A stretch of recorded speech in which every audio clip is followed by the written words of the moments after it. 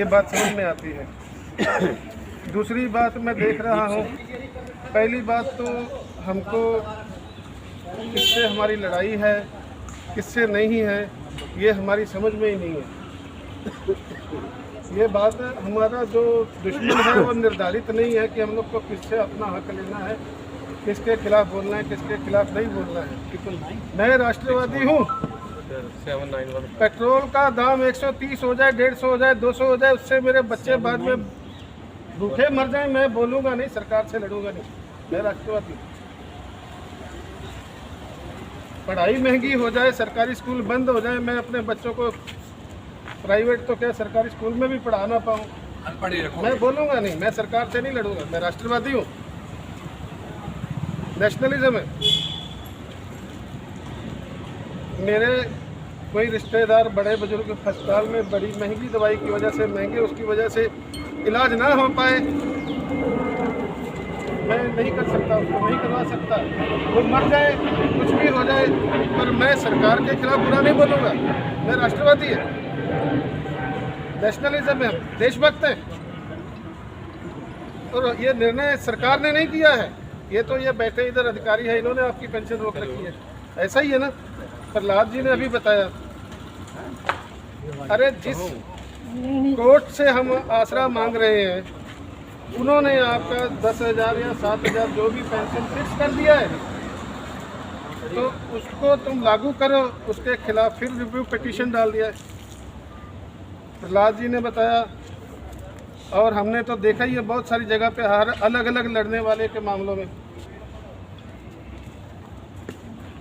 सरकार अपने review petitioner से ज़्यादा सरकारी वकील होते हैं, पिटिशनर होते हैं, जो हमारे हक के लिए, हमारे कहने के लिए हमारे हक के लिए लड़ रहे हैं, लेकिन काम उनका है केस को लंबे खींचते जाना। वो हमारे दुश्मन होते हैं, वो हमारे दुश्मन है।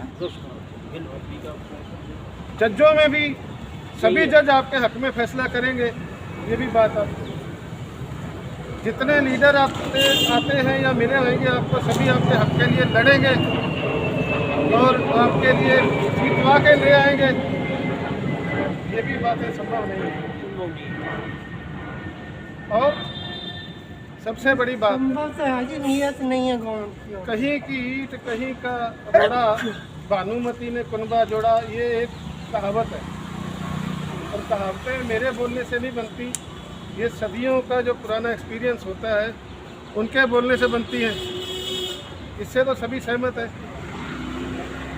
असल में हम लोग, हमारे बीच में सरकार को खिलाफ बोलने वाले भी आएंगे, सरकार के हक में बोलने वाले भी आएंगे, जिनके पास अपने अपने पॉइंट होंगे। कभी उसकी बात आपको सुनते लगेगा नहीं ये बात गलत है, कभी लगेगा नहीं ये बात सही है। और सभी उम्र दराज आदमी हम सीनियर सिटीजन कहला रहे हैं, कोई भी इस हालात में नहीं है कि उसको भटकाया जा सके या अनपढ़ नहीं है। और जो आदमी एक उम्र भर 35-40 साल या जितने भी साल नौकरी करके रिटायर हो चुका है, उसको एक सम्मान की ज़िंदगी जीना उसका हक है। हाँ जी, यही बात कहते हैं अशोक रावत, हमारे हक है, लेकिन हक को, हमारे हक के लिए कौन खड़ा होना चाहिए था?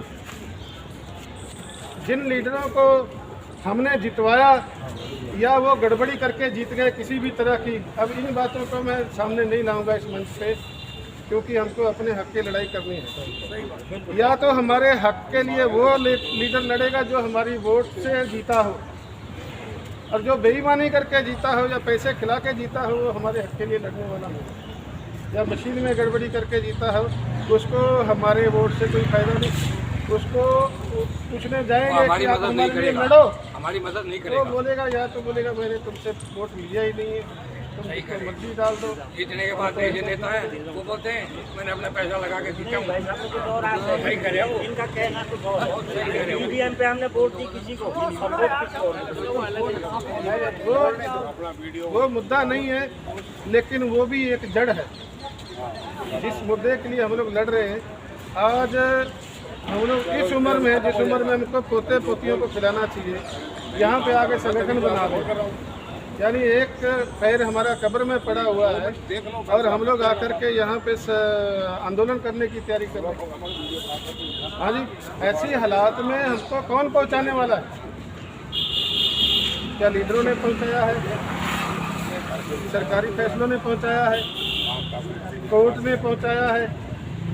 कि कोई पुलिस या प्रशासन का कोई नतीजा है कि हमारी नौकरी में कोई खोट थी, कि हमने अपना काम जिम्मेदारी से नहीं किया? किस चीज़ ने हमको इस नतीजे पे पहुंचाया है कि एक सम्मानजनक, एक इज्जतदार ज़िंदगी जीने का हक हमसे छीन लिया गया है और छीन गया।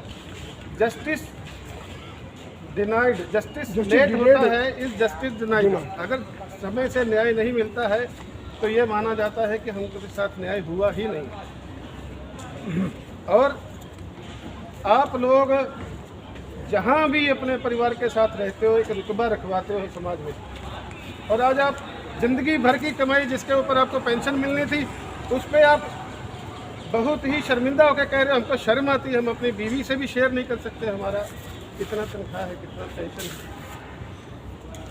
हाँ जी, इस स्थिति में लाया कौन? आज इधर तक आने की ज़रूरतें क्यों पड़ी? आज हमको इकट्ठा क्यों रहना है?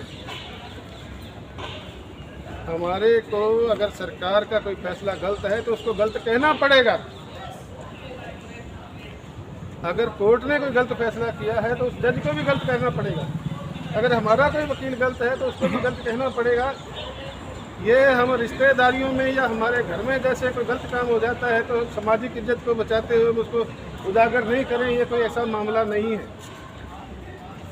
ये मामला है, अगर तुम्हारे झोली में है सच तो छत पे चढ़ के नाचो,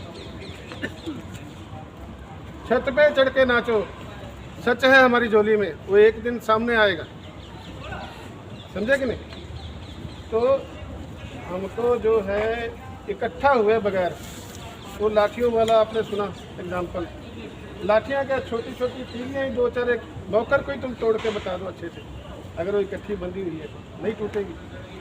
बुहारन जो साफ करने वाली है, लाठी तो वैसे ही तगड़ी चीज़ होती है। एक आदमी प्रहलाद जी ने किया और भी कई लोगों ने आगे किया है, और बाद में लंबा खींचता चला गया, लंबा खींचता चला गया। और न्याय को खींचने का सबसे बड़ा तरीका यही है अन्याय करने का कि आपसे ये खींच लिया जाए। तो जो ये पैसा जो आपका आज जो सरकारें जो आज निर्णय कर रही हैं, तो कहने को तो कर्मचारी सुधार योजना, पेंशन सुधार योजना के नाम से पेंशन स्कीम लाई होगी, जिसके तहत उन्होंने पेंशन में भी डिवाइड कर दिया कि ये आपस में लड़ते रहे, कर्मचारी बटे रहे, एक को ये सुविधा, एक को ये सुविधा। कर्मचारी अलग अलग खातों में बट गए, समाज में फाटक आ गया, तो जिसको चलता है तो मेरा तो लगेगा जी, और बाद में मिलेगी कितनी पेंशन,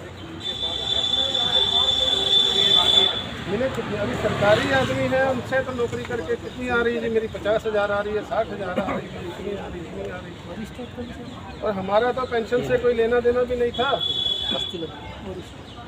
हमको तो उससे कोई लेना देना ही नहीं है, हमारे कभी किसी आदमी ने नौकरी नहीं की।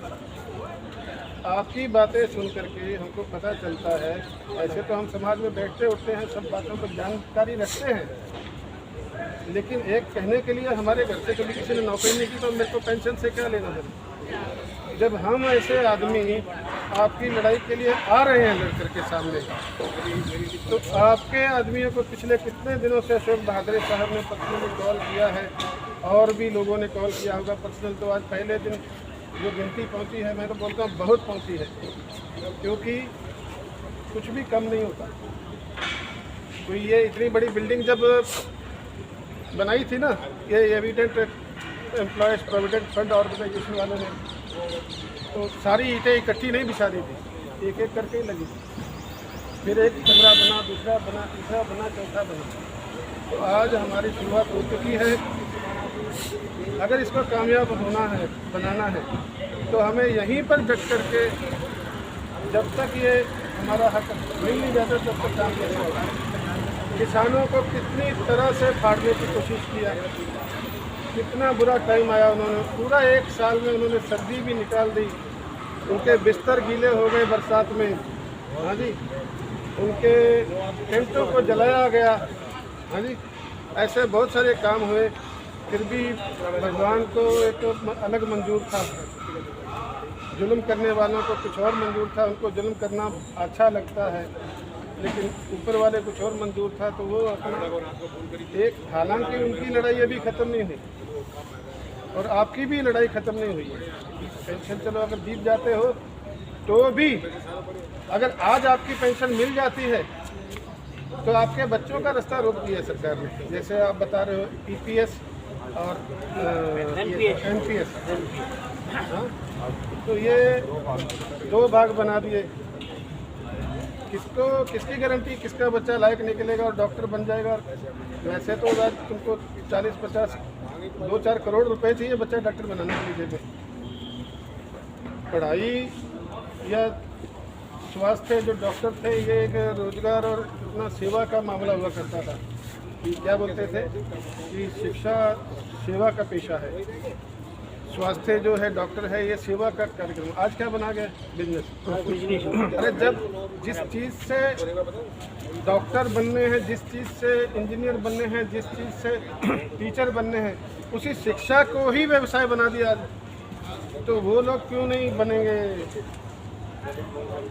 अपने व्यापारी? डॉक्टर व्यापारी क्यों नहीं बने? टीचर व्यापारी क्यों नहीं बने? सब बनते रहेंगे। तो अपने को ये लड़ाई की आज शुरुआत की है। आप सबकी क्या कहते हैं, मन नीवा मत ऊंची। मन नीवा इस करके रखना है कि हमारे बीच में किसी की बोली हुई बात से हमको दुख नहीं लगे, और मत अपनी ऊंची इसलिए रखनी है कि हमको हमारा दुश्मन की समझ आवे, कौन हमारे रास्ते में रोड़ा बन रहा है ये बात समझ में आवे। हमारे संगठन, हमारे आपसी भाईचारे में कोई फेड़ तो नहीं डाल रहा है इसमें आकर के, कोई आपस में हमें फाड़ने की कोशिश नहीं कर रहा। इन सब चीज़ों से हमें बचना होगा, अपनी एकता को बनाए रखना होगा। टाइम जैसे कई बार सर्दियाँ आती हैं, हमारे पास घर में फ्रिज सब कुछ पड़ा होता है, लेकिन ठंड पे हम लोग फिर भी मारे जाते हैं। बरसात में भीग पड़ते हैं, गर्मी में हम लोग तप जाते हैं, सब कुछ होते हुए तो ऐसे ये संगठन, ये अपना संघर्ष चलेगा थोड़े दिन। मैं तो कहता हूँ जल्दी, क्योंकि सरकार को अभी ज़्यादा दिन नहीं हुए हाथ जला के बैठी है किसान आंदोलन से। जब उन्होंने देख लिया कि किसान आंदोलन करते करते बहुत बड़ी संख्या में लोग एकजुट होना शुरू हो गए हैं और बाद में हमको सब तरह से परेशानी आने लगेगी, उस तरह से जिस दिन आपने ये दिखा दिया कि आप लोग एकजुट हो रहे हो, तो हमारा कारोबार, हमारा बिजनेस जो है, इनको धोखा देने का, इनके साथ जुल्म करने का या बेन्यायी करने का ये ज़्यादा दिन चलने वाला नहीं है। ये सबकी समझ में आ जाएगा। तो उस दिन आपकी जीत निश्चित है। आपको बुला करके बोलेंगे आज से हमने आपकी सारी मांगें